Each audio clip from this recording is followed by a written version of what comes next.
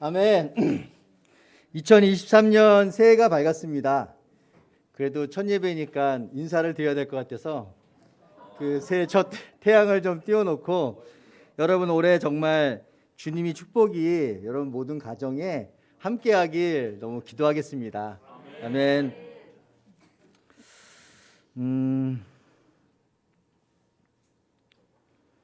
사실 오늘 설교가 저한테는 되게 좀 힘든 설교입니다. 사실 되게 힘들고요. 그래서 아내도 알겠지만 제가 어떤 마음으로 올라왔는지 우리 아내가 제일 잘 알 텐데, 마음에 굉장히 큰 돌덩어리 하나를 안고 올라왔습니다. 내려갈 때는 이 돌덩어리가 딱 내려지고 난 다음에 내려가기를 좀 바라겠고요. 한 2, 3주 전에 도윤이 형님이 설교 시간에 예배 스케줄을 쫙 얘기하는데 딱 부슬개를 보는 순간 딱 어떤 생각이 들었냐면 나구나 딱 생각이 들더라고요. 근데 그때 이제 딱 내 머릿속에 딱 스치고 지나갔던 성경 한 장과 또 하나의 또 사자성어가 이렇게 딱 머릿속에 딱 남았는데, 그 두 가지를 제가 3주 동안 떨쳐버리고 싶었어요. 정말 이게 설교 하고 싶지 않았거든요. 근데 사실 어젯밤에 10시에도 제가 사실 이 설교를 포기하려고 했었습니다. 이거 그만하자, 안 되겠다. 근데 아내가 와서 한마디 일침을 남기고 갔어요. 그래서 제가 10시 반에 그냥 잠을 잤습니다. 오늘 설교 가운데서 교회라는 단어가 나올 거예요. 그때 이 교회를 명동 그리스도교회라고 생각하지 마시고 한국 그리스도교회라고 생각해 주셨으면 좋겠습니다. 아까 만석 형제가 23년인가를 얘기했잖아요. 저 여기 계신 분들 다들 이 교회와 짧게는 10여 년, 길게는 20년, 제 아내 같은 경우는 앞자리가 저와 달라요. 3자입니다. 이 정도면 거의 이 교회가 우리 자신이죠. 이 설교 안에서 나오는 교회란 단어를 저 자신, 여러분 우리 자신이라고 생각하고 함께 좀 들었으면 좋겠습니다. 사실 새해 첫 설교는 희망차고 미래에 대한 설교를 해야 돼요. 맞습니다. 그래야 한 해가 좀 가볍잖아요. 근데 다행히 우리나라에 신정이 있잖아요. 신정이. 그래가지고 이제 구정이죠. 구정이 있지 않습니까? 또 하나 다음 주에는 이제 PSW의 그 예배가 있습니다. 저는 그날이 송구영신이라 생각합니다. 오늘까지는 정말 우리가 무거운 돌덩어리 하나를 좀 가지고 얘기를 좀 하고, 내년이 아니고 다음 주에 정말 이렇게 새로운 새해를 맞이는 비전의 시간을 맞이하기를 바라는 마음에 제가 오늘 이 설교를 좀 무거운 마음으로 준비했습니다. 혹시나 이렇게 나오는 이야기들 가운데 좀 교만한 표현이나 이런 게 있다고 생각한다면 좀 너그럽게 양해해 주시길 부탁드리고요. 교회를 사랑하는 마음의 열정과 우리 모두가 하고는 싶지만 하지 못하는 그런 말들, 가끔씩 제가 도영님께서 설교하실 때 올라올 때마다 정말 하고 싶은 마음이 여기 이만큼 있는데 하지 못하시는 그걸 제가 많이 느끼거든요. 그런 것들을 좀 같이 한번 쏟아내는 좀 시간이 되었으면 하는 마음에 이 설교를 준비했습니다. 신학적 용어 중에 계시란 말이 있어요. 계시. 계시는 감추어진 것이 드러난다는 의미이고요. 또 하나님께서 우리에게 보여주시는 것만큼 우리가 하나님을 인지한다는 그런 의미가 있어요. 우리가 알고 있고 깨닫고 있는 하나님에 대한 것은 하나님이 보여주셨기 때문에 우리가 보는 거예요. 우리가 아무리 머릿속에 지혜를 가지고 아무리 연구를 해도 우리는 하나님을 알 수 없거든요. 하나님 우리한테 보여주신 것만큼만 깨달을 수 있습니다. 그래서 계시를 두 가지로 보통 얘기를 합니다. 일반 계시와 특별 계시를 얘기하는데요. 일반 계시는 하나님 만드신 자연, 세상의 법칙 속에서 하나님을 조금 깨닫는 것, 신을 깨닫는 것. 그래서 그것을 깨닫는 사람들이 조금은 도덕적으로 살잖아요. 근데 사실은 이런 일반 계시만 가지고는 우리는 구원을 얻을 수는 없어요. 도덕적으로 살 수는 있겠지만. 그래서 하나님 우리에게 특별 계시라는 걸 주십니다. 초자연적인 능력을 하나님께서 우리에게 보여주세요. 그 집합체가 뭐죠? 그 집합체가 성경입니다. 성경. 그래서 성경은 하나님의 특별한 계시를 담고 있어요. 그래서 성경만이 유일하게 우리는 구원을 이야기하고 있는 책입니다. 그래서 그거를 우리는 특별 계시라고 얘기하고 있고요. 근데 하나님의 특별 계시와 일반 계시 속에서 하나님 알기 위해서는 영적 조명이라는 게 또 있습니다. 다 신학적 용어인데 왜 말씀드리냐면 딴 데 가면 또 이렇게 우리 유식한 척 해야 되니까요. 그래서 영적 조명이라는 걸 하는데 성령님께서 우리에게 깨달음을 주셔야만 우리는 그걸 깨달을 수 있다는 거예요. 저는 이 표현 자체가 우리가 모두가 다 겸손함의 표현이라고 생각합니다. 우리 인간은 그만큼 하나님 알기에 하나님이 보여주셔야만 알 수 있고요.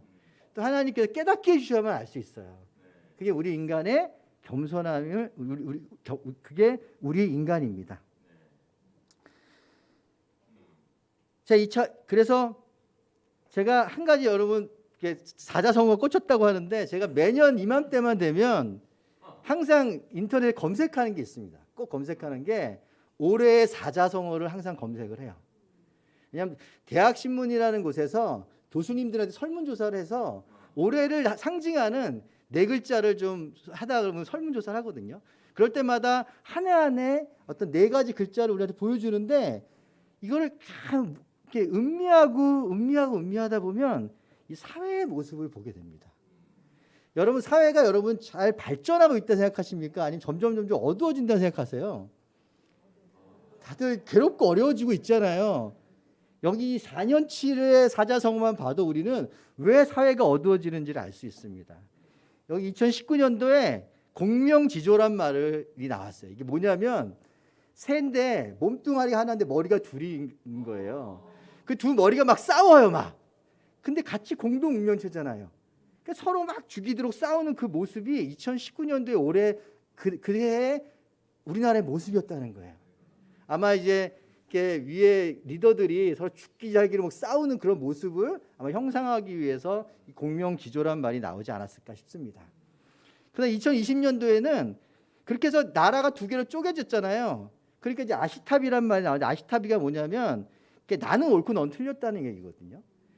소위 말하는 내로남불을 얘기하는 겁니다. 그러니까 서로 진영 논리에 빠져 있어가지고 서로 상대방을 공격하다 보니까 이제는 야 나는 내가 하면 로맨스 너가 하면 불륜이야. 아 내가 한 건 옳고 너가 한 건 틀려. 막 이런 얘기들이 막 2020년도에 넘쳐났었나 봐요. 그래서 2020년을 아시타비라고 이야기했습니다. 그렇게 사회가 좀 한 1년이 지나니까 어떤 일이 벌어지냐면 여기 2021년에 묘서동처란 말이 있습니다. 이게 뭐냐면 이게 묘가 토끼 묘자고 서자가 쥐서자예요. 쥐가 그러니까 고양이와 토끼가 고양이죠. 고양이 묘자. 고양이와 쥐가 같은 집에 산다는 거예요.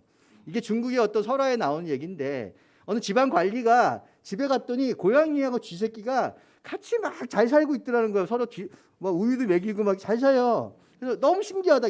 징조라고 생각하고 좋은 징조 생각하고 왕에게 보냈습니다. 그때 왕의 신하들이 보면서 와 신기하다. 너무 좋은 징조야. 라고 해서 그거를 이렇게 얘기하고 있는데 한 관원 하나가 탄식을 하는 거예요. 야 쥐는 쌀알을 먹는 도둑놈이고 그거를 잡는 게 고양인데 이 도둑놈과 고양이가 같이 잘 먹고 잘 살고 있더라. 이게 어떻게 좋은 일이냐고 탄식을 했다는 데서 우연된 묘소동처입니다. 안타깝게도 서자가 저도 서자인데 하여튼 그 쥐서자예요. 묘소동처인데 그 해에 우리나라의 모습.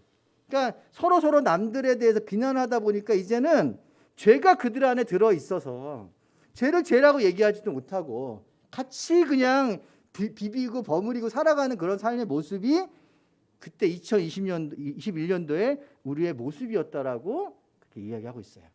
그래서 한 해가 지났습니다. 올해 작년이죠. 작년이 바로 과이불개입니다. 무슨 말이냐면 이게 잘못은 있는데 또 잘못을 지적했는데 고치지 않는데요. 과이불개. 그게 작년 2022년입니다.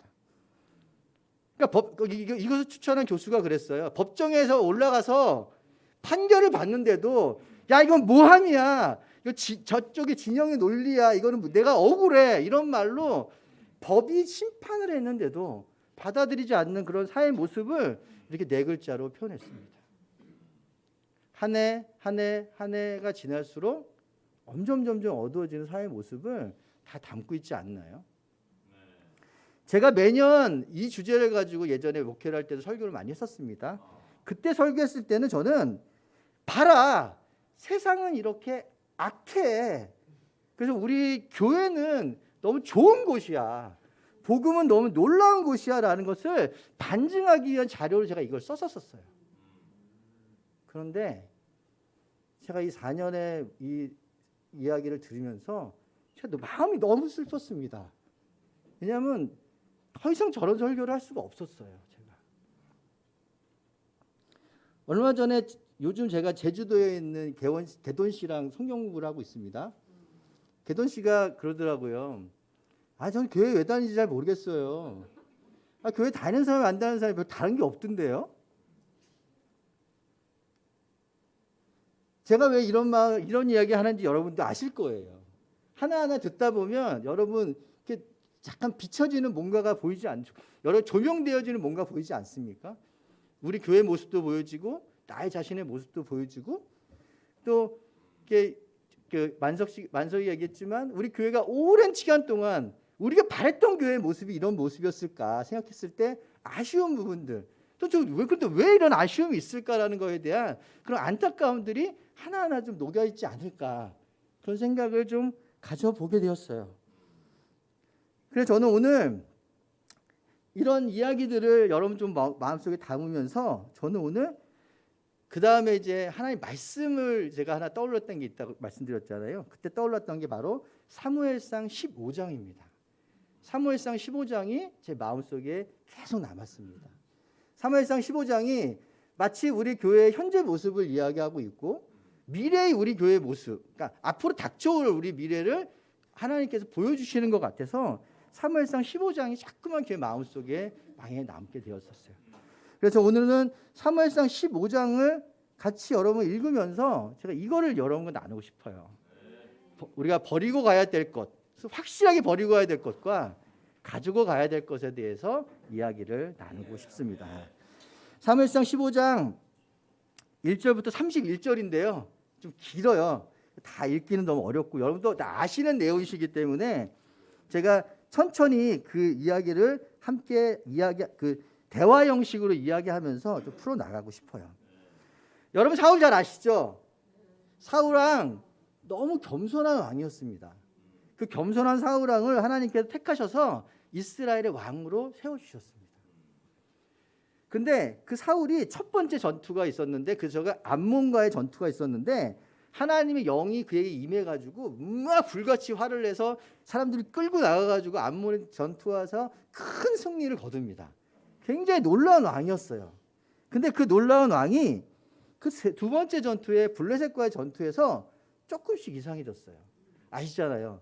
사무엘이 오기를 기다리지 못하고 제사 지내버리고 그리고 또 요나단이 가서 막 싸워서 승리하려고 하니까 갑자기 뛰쳐나가가지고 막 싸우다가 갑자기 열이 뻗쳐가지고 선언을 합니다. 이 전쟁에 이길 때까지 아무것도 먹지 마. 그래가지고 그냥 그 백성들이 굶주리면서 막 전쟁하다가 갑자기 막 소나 돼지를 막 핏째 막 잡아먹고 막 이런 막 어리석은 일들이 막 벌어지잖아요. 결국에는 나중에는 요나단을 그 명령을 어겼다고 막 요나단 죽이려고 하기까지 합니다. 갑자기 사울이 마구마구 변해가기 시작해요. 그리고 오늘 이야기하는 사무엘상 15장은 그 세 번째 전투의 이야기입니다. 아말렉과의 전투인데요. 결국 이 아말렉과의 전투에서 하나님이 자신의 마음을 드러내시는데 뭐라고 하냐면 사울을 선택한 것을 후회한다고. 그 이야기가 사무엘상 15장의 이야기입니다. 사무엘상 15장 3절에 보면 하나님께서 이렇게 말씀하세요. 너는 가서 아말렉을 쳐라. 그들에게 딸린 모든 것을 전멸시키고 사정을 보아주어서는 안 된다고. 남자와 여자, 어린아이 젖먹이, 소떼와 양떼, 낙타와 낙이든 무엇이든지 가릴 것이 없이 죽이라고 얘기합니다. 하나님의 명령은 너무나도 분명했고 간단했어요. 더 이상 토를 달 게 아무것도 없었어요. 무조건 제로로 만들려고 했던 게 하나님의 명령이었기 때문입니다. 근데 이 명령을 받아들고 사울이 정말 용감하게 뛰쳐나와서 아말렉과 전투를 벌입니다. 그래서 아말렉의 왕을 사로잡아요. 그리고 나머지 백성들 다 죽입니다. 그리고 사울의 군대는 아각뿐만 아니라 양떼와 소떼 가운데 가장 좋은 것들, 가장 기름진 짐승과 어린 양들, 좋은 것들을 아깝게 여겨서 진멸하지 않고 쓸모없는 것들만 죽이고 그것들을 가져와요. 근데 그런 모습을 보고 하나님이 15장 11절에 이렇게 얘기합니다. 사울을 왕으로 세운 것을 후회한다고. 그가 나에게서 등을 돌리고 나의 명령을 따르지 않는다. 그래서 사무엘은 괴로운 마음으로 밤새도록 죽게 부르셨다고요. 우리 교회 ICOC, 우리 교회가 처음 세워졌을 때 모습과 저는 비슷하다 생각합니다. 하나님 우리에게 분명한 명령을 주셨습니다. 너는 나의 말에 순종하고 정말 복음을 전하고 죄와 싸우는 그런 교회가 되어야 된다는 분명한 메시지가 우리 안에 있었고요. 그렇게 해서 교회가 시작됐습니다. 그래서 지금까지 왔어요. 우리 나름대로의 방법대로 잘 지키면서 왔습니다.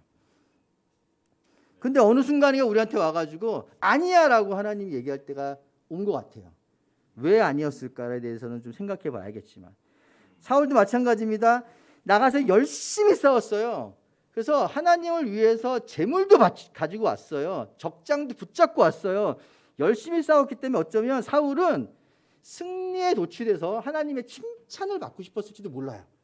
하지만 이 뒤에서 이런 일이 벌어지고 있었어요. 사무엘에게 하나님이 사무엘 가서 너를 이제 끝이야 라고 얘기해야 된다고. 이때 사무엘이 그 이야기를 들으면서 밤새도록 죽게 부르짖었대요. 제가 이 구절을 보면서 PSW에서 오시는 그분들의 마음을 좀 느낄 수 있었던 것 같아요.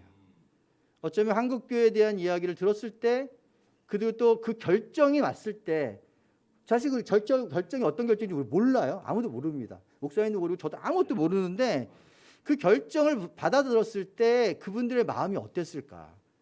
사무엘 같지 않았을까? 밤새도록 기도하면서 한국교회를 위해서 기도하고 한국교회 문제를 위해서 기도하고 한국교회가 얼마나 잘했는지를 위해 기도하면서 막 기도를 토해내고 하나님의 마음을 막 밤새도록 그 마음에 담지 않았을까? 그리고 사무엘이 결국 아침이 되어서 사울을 만나러 가는 그 마음처럼 어쩌면 저는 PSW의 그 형제들이 그런 마음으로 저희들에게 오고 있다라고 생각을 합니다. 그렇기에 저희 또한도 그런 마음으로 그 자리에 참석해야 될 거라고 저는 생각을 해요. 그래서 결국 사무엘이 사울을 만나러 갑니다. 그리고 이야기를 해줘요. 근데 그 분위기를 전혀 못 느끼고 사울은 이야기합니다. 주님, 복 받으시기 원합니다. 나는 주의 명령대로 다 했다고.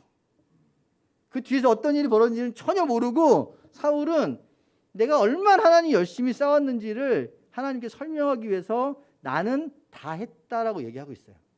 그때 사무엘이 애들로 얘기합니다. 그럼 나의 귀에 들리는 이 양떼의 소리와 내가 듣고 있는 소떼는 무엇입니까? 라고 사무엘에게 넌지시 물어봐요. 그때 사울이 얘기합니다. 그것은 아말렉 사람에게서 빼앗은 것입니다. 우리 군인들이 예언자께서 마이크를 벗으라고 했는데 마스크를 안 벗었군요. 섬기시는 주 하나님께 제물을 바치려고 양떼와 소떼 가운데서 가장 좋은 것을 남겼다고 끌어왔다. 맞습니다. 그러나 나머지 것들은 우리가 진멸시켰다고. 사울은 강변합니다. 내가 얼마나 열심히 싸웠고 내가 이것들 가져온 것은요. 다른 게 의미가 아니라요. 하나님께 바치기 위해서 내가 정말 좋은 마음으로 내가 이걸 가져왔어요.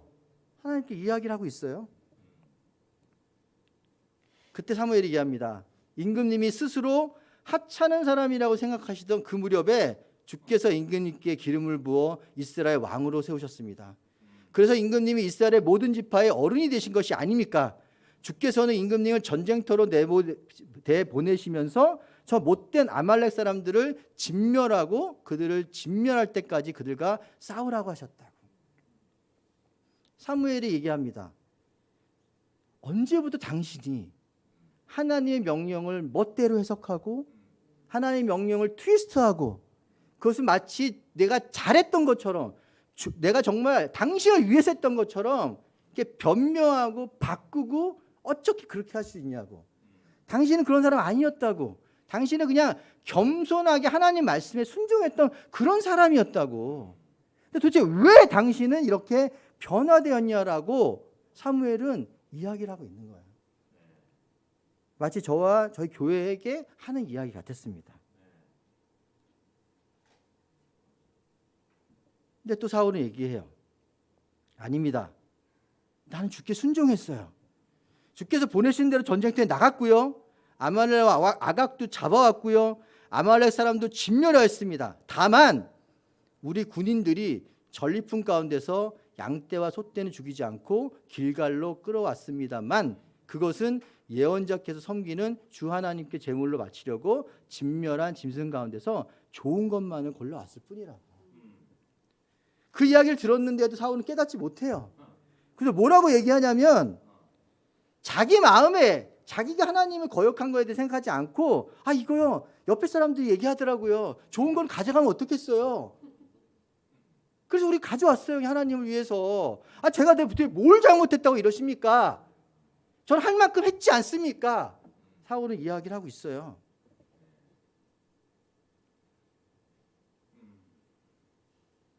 제가 교회의 어떤 모습에 대해서 얘기하지 않겠습니다. 그냥 사무엘상 15장 그냥 계속 읽어 나가겠습니다.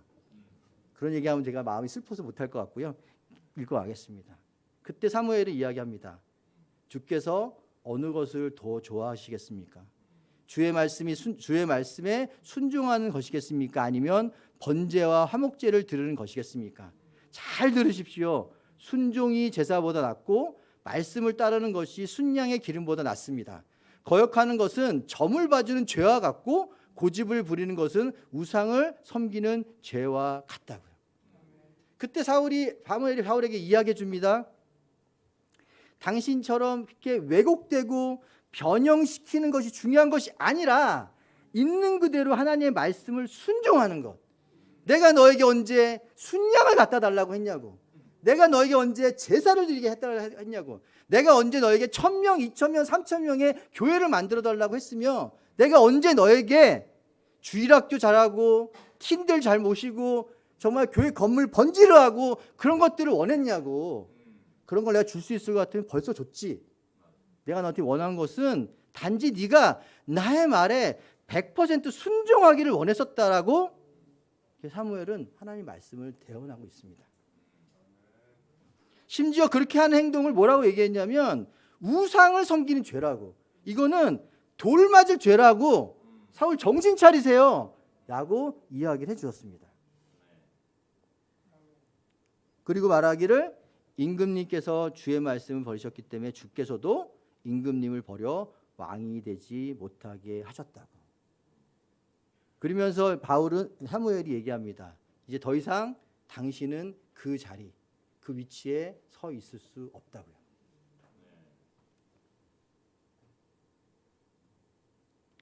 그런데도 사울은 깨닫지 못합니다.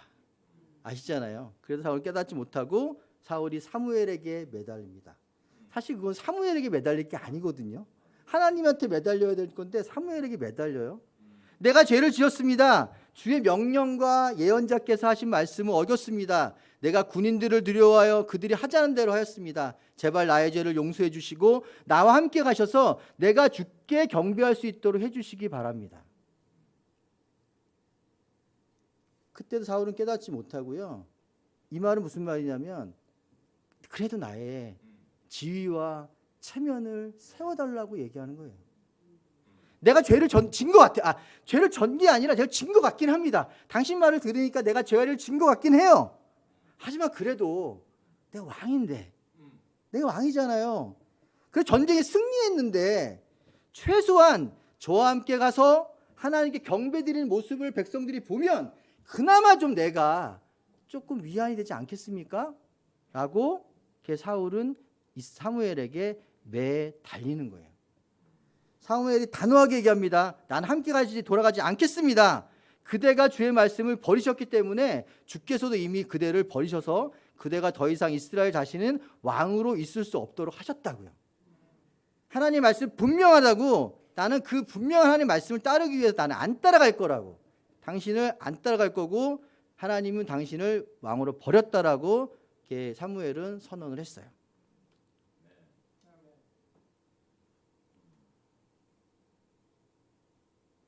그런데도 여러분 아시잖아요. 사무엘의 옷자락을 붙듭니다. 인간적으로 매달려요. 그때 어떤 일이 벌어지죠? 옷이 찢어집니다. 하나님의 계시가 어쩌면 일반 계시로 드러나는 순간입니다. 옷이 찢어지는 그 모습을 보며 사무엘이 이야기합니다.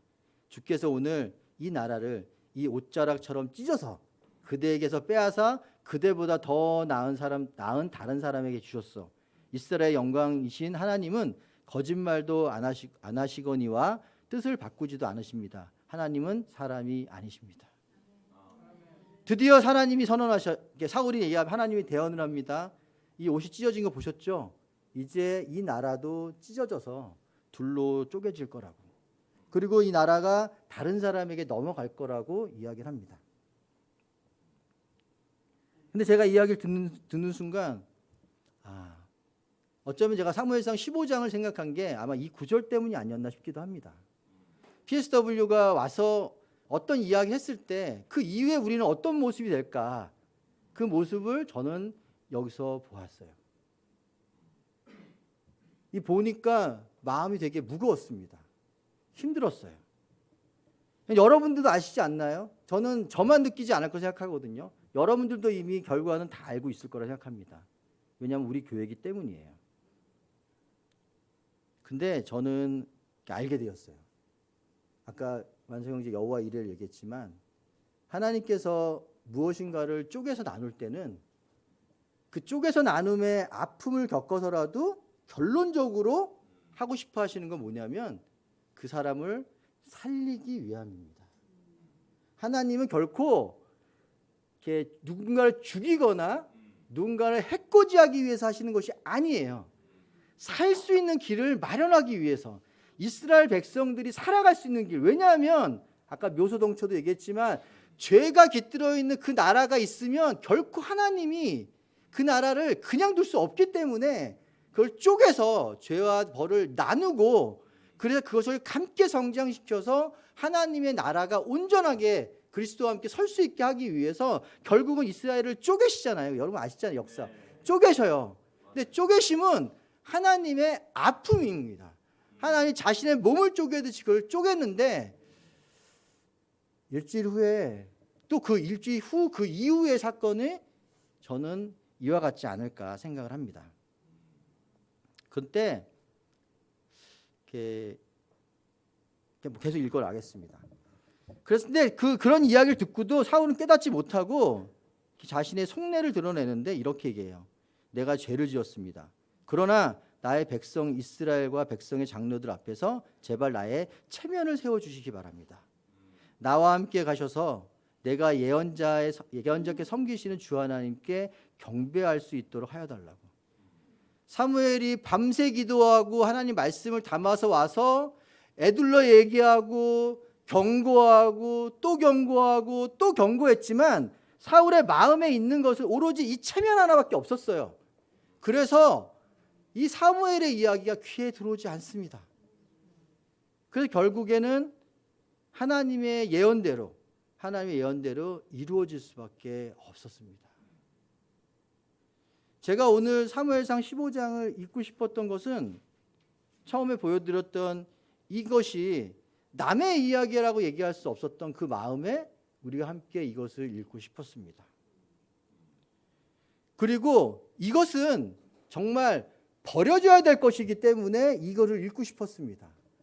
어쩌면 사무엘의 예언처럼 PSW나 어떤 하나님이 어떤 우리한테 보여주시고 싶어했던 그런 보여주시는 것이 우리한테 보여졌을 때 우리가 사울이 되지 않기를 저는 바라는 마음에 그것을 함께 읽고 싶었어요. 왜냐하면 솔직히 말씀드리면 제 안에 사울이 너무 많기 때문입니다. 저도 왜 돌덩어리를 안고 이 자리에 올라왔겠습니까? 제 마음에 사울과 같은 마음이 너무 많기 때문이에요. 저 안에 많은 변명이 있습니다.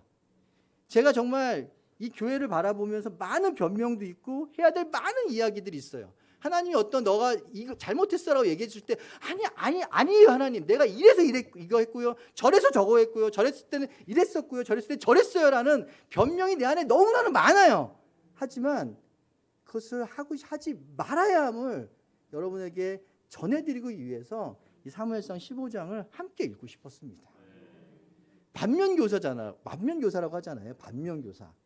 그래서 우리가 사울이 아닌 다른 길을 선택한다면 저는 하나님께서 우리에게 다시 한번 좋은 놀라운 기회를 주시지 않을까라는 마음에 오늘 이 사무엘상 15장 함께 읽고 싶었어요. 여기 있는 사자성어 참 재밌잖아요. 그림도 재밌고. 근데 촌철살인하고 뼈가 있는 말들입니다.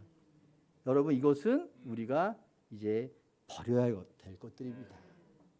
이 모든 걸 우리가 다 버린다면 하나님 분명 우리에게 또 새로운 기회를 주시지 않을까. 또한 아울러 이것과 함께 사울과 같은 우리의 마음, 사울과 같은 우리의 태도, 우리가 뭔가 지금까지 해왔던 20년, 30년 동안 해왔던 우리의 자랑스러운 것들조차도 하나님이 아니라고 하면 다 내려놓을 수 있는 그런 마음이 있을 때 우리는 다시 새로운 시작을 할 수 있다고 생각을 합니다. 오늘 첫 번째 버려야 될 것들, 여러분 잘 보이시죠? 다 버리시기를 부탁드리고 싶고요. 가져가야 될 것들은 심플합니다. 사무엘이 사울에게 이렇게 얘기합니다. 순종이 제사보다 낫고 말씀을 따르는 것이 순양의 기름보다 낫다고요. BSW가 왔을 때 어떻게 우리가 그분들의 말에 어떻게 마음을 대변해야 될지, 그분들을 통해서 우리가 드러난 어떤 어떤 하나님의 마음에 대해서 어떻게 행동해야 될까? 저희는 순종이라 생각합니다. 저뿐만 아니라 여기 있는 모든 분들이 이미 그런 마음이 준비되어 있을까 생각합니다. 그렇기 때문에 하나님이 지금의 시간에 우리한테 그걸 주셨던 것 같아요. 순종의 마음이 준비된 그 가장 베스트한 시점에 우리한테 그거를 알려주기 위해서 이런 것들이 만들어지고 있다고 생각합니다. 우리가 준비해야 될 마음은 순종입니다. 왜냐하면 그것은 제사보다 낫기 때문입니다. 우리가 세우고 싶은 교회는요, 멋진 건물이 있는 교회가 아니에요. 우리가 세우고 싶은 교회는 정말 주일학교가 놀랍고요, 팀들이 잘 움직이고 정말 캠퍼스 애들이 활기차게 돌아다니고 그런 교회가 우리가 원하는 교회가 아니에요. 우리가 원하는 교회는 하나님의 말씀에 100% 순종하는 교회를 원하는 거예요. 그게 우리가 원했던 교회 아닙니까? 그래서 여러분들이 이 교회를 선택한 거 아닌가요? 그리고 여러분들이 아직도 이 교회 다니고 있는 것이 아닙니까? 하나님은 그것을 보여주기 위해서 올해 2003년의 시간을 준비하셨다고 생각을 합니다. 저희가 지난주에 우리 바이블톡에서 송구영신 그 모임했을 때 타임캡슐을 하기로 했습니다. 그래가지고 이제 바라는 기도 적어가지고 내는 걸 해서 오늘 이제 다 편지 걷어서 이제 송금영 형제한테 주면 송금영 형제가 올해 연말에 뜻 개봉식을 하는 그런 거를 좀 준비하고 있어요. 근데 그거 할 때 제가 무엇을 적을까 굉장히 고민을 참 많이 했었습니다. 근데 이거 미리 오픈해도 되나요? 안 됩니까? 근데 제가 그때 적은 것이 하나가 있습니다. 순종이 제사보다 낫다. 하나님께 순종하는 삶을 살았을 때 하나님의 기적을 보여주는 그 기적의 증인이 되고 싶다라는 거를 썼어요. 저는 여러분들에게 이렇게 간곡하게 부탁드리고 싶은 것은 이것입니다. 올해 한 해 순종하는 삶을 살았을 때 보여주신 하나님의 기적을 한번 경험해 보고 싶습니다. 아마 하나님의 정말 놀라운 기적들을 경험하실 거예요. 그리고 난 다음에 올해 연말이 됐을 때 다시 한번 우리가 정말 이거를 보면서 이게 옛날 얘기야, 이제 이런 거 우리 안에 없어 라고 얘기할 수 있는 그런 2023년 한 해가 될 수 있기를 간절히 소망합니다. 제가 오늘 설교는 송구영신이었고요. 버리고 갈 것과 가지고 가야 될 것을 얘기했습니다. 혹시 여러분들 설교가 끝나고 나면 하루 이틀 지나면 다 잊어버리시잖아요. 근데 잊어버리실 때마다 사무엘상 15장을 펴서 보십시오. 드라마틱한 그 영화 같은 그 이야기가 그 안에 펼쳐져 있고 그 안에서 우리가 가져가야 될 것과 버려야 될 것들이 극명하게 보일 겁니다. 그래서 올해 2023년 올해 한 해는 정말 하나님께서 우리에게 다시 한번 희망의 불씨를 심어주고 그 불씨가 활활 타오르는 그런 한 해가 되기를 정말 소망하고 바라면서 정말 제 무거운 돌덩어리를 내려놓고 정말 기쁜 마음으로 여러분들 내려갈 수 있는 것 같습니다. 올해 2023년 하나님께 큰 기대를 거는 하나가 되기를 바라면서 설교를 마치겠습니다. 아멘. 저 기도해야 되는군요. 기도하겠습니다. 은혜와 진리가 충만하신 하나님 아버지, 너무나 감사합니다. 하나님께서 진리의 말씀을 전하실 때 그 말씀이 얼마나 날카로운지 우리의 뼈와 살과 영혼과 골수를 쪼개십니다.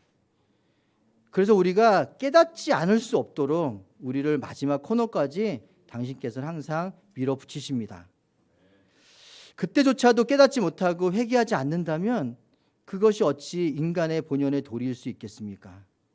아버지 하나님, 저희들도 극한까지 왔습니다. 저희들이 깨달았습니다.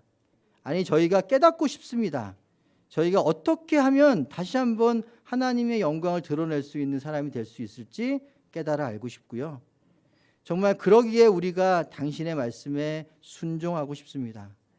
당신이 보여주시는 말씀, 정말 자연을 통해서 보여주시든지 하나님의 말씀을 통해서 보여주시든지 심지어 세상 사람들의 입을 통해서 보여주시든지 누가 이야기를 하더라도 그 말씀에 순종하는 마음으로 나아갈 때 하나님이 만들어주시는 놀라운 기적의 모습들을 보고 싶습니다. 저희들 마음속에 바라고 원하는 것들이 많이 있습니다. 하지만 그 모든 것 다 내려놓고 오로지 당신께서 주시는 것만 내 마음속에 새겨나가고 싶습니다. 그랬을 때 보여지는 하나님의 놀라운 영광이, 기적이 이렇게 보여질 수 있기를 간절히 소망하고 그 모든 것을 고대하며 이 모든 말씀을 예수님의 이름으로 기도합니다. 아멘.